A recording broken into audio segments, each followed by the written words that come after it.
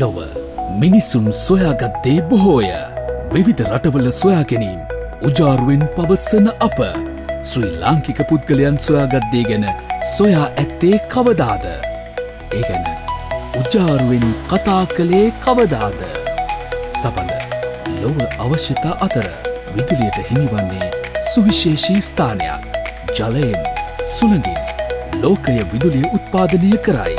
නමුත් අකුණු භාවිතා කර විදුලිය නිපදවීම ලොව සොයාගත් ප්‍රථමයා බිහිවන්නේ ඔබ කතා නොකෙරු. නමුත් ඔබේත් මගේත් ජන්මභූමිය මත උපත ලැබූ ඉංජිනේරු මනතුංගද සිල්වා මහතා විසිනි. අද අපි ඒ පිළිබඳව කතා කරමු. සෙන්ට්‍රල් ලෝකේ කොහෙවත් මේ අකුණකින් විදුලියක් නිෂ්පාදනය කළා නැහැ. නමුත් මම සිස්ටම් එකක් ඇදුවා මේ අකුණකින් විදුලිය නිෂ්පාදනය කරන්න. එතකොට මේ පුනර්ජනනීය බලය එහෙම නැත්නම් රිනවබල් මේ පවර් කියන එකෙන් දැන්ට ලෝකේ නිෂ්පාදනය කරන්නේ වින්ඩ් මිලින්.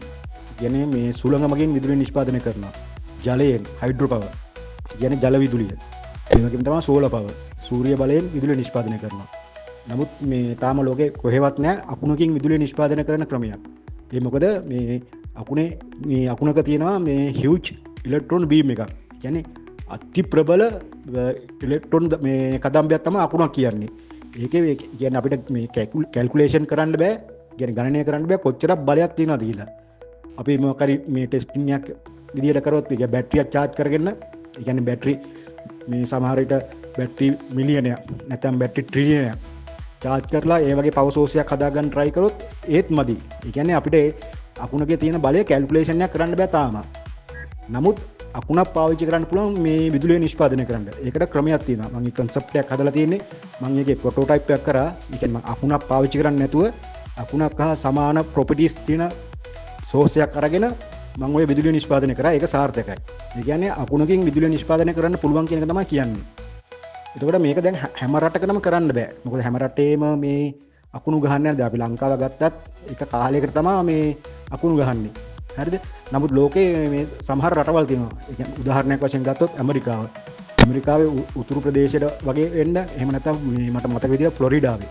මෙන්න මේ අකුණු බහුල ප්‍රදේශ. ඒ වගේ චීනෙත් තියෙනවා. ඒ වගේ රුසියාවක් තියෙනවා. ඔය රටවල් වලින් කීපයක් එක්කව වෙලා මේ වගේ විදුලිය නිෂ්පාදනය කරන්න ගත්තොත් ඇත්තටම මුළු ලෝකෙටම මේ විදුලි බලාගාර හදලා දෙන්න පුළුවන් මේ රටවල් වල මේ වගේ මේ පවර් සෝස් එකක් මේ ප්‍රොඩියුස් කරලා. එතකොට ඒක කියන්නේ පරිසර දූෂණයක් නැහැ. Zero maintenance. ඒ කියන්නේ මේ මේන්ටනන්ස් වියදමක් කියන්නේ නැහැ. මේන්ටනන්ස් කියන්නේ මේ නඩත්තු කිරීමේ වියදමක් කියන්නේ නැහැ. හරිද? Life time. ඒ කියන්නේ ලයිෆ් ටයිම් කියන්නේ අපි මිනිස් ජීවිත නෙවෙයි. ඒ විදුලි බලාගාරයේ ආයුෂ තියෙන්නේ කොච්චරද ඒ කාලයක්ම පාවිච්චි කරන්න පුළුවන්. එතකොට දැන් එක අකුණකින් අපි ලංකාවේ රටක මේ භාගයකට විදුලිය දෙන්න පුළුවන් ජීවිත කාලෙටම. ඒ කියන්නේ ලංකාවේ තියෙන කාල් ඔය ලංකාවේ භාගයකට විදුලිය දෙන්න පුළුවන්. ඒ කියන්නේ අකුණු දෙකයි ලංකාවට විදුලිය දෙන්න ඕන. ඒ වගේ අපිට මේ වගේ මේ ප්‍රොජෙක්ට් එකක් කරන්න පුළුවන් නම් ඉදිරියට ඇත්තම කියනවා නම් මේ එතකොට අපිට මේ පොසිල ඉන්ධන ප්‍රශ්න විසඳ ගන්න පුළුවන්. පරිසර දූෂණය මේ ප්‍රශ්න විසඳ ගන්න පුළුවන්. ජල විදුලි බලාගාරවල නඩත්තු යන වේදම් ඒ ප්‍රශ්න විසඳ ගන්න පුළුවන්. මේ ගොඩක් ඇඩ්වාන්ටේජ් තියෙනවා. අපේ දේ ප්‍රථමයෙන් අගයමු. සොයමු. ඉගෙන ගමු. ලොව කිසිම රටක් තමන්ගේ දේ යටපත් කරගෙන දියුණු වී නැත. අපි අපේ දේ අගයමු. අපි අපේ රටට වැඩ කරමු.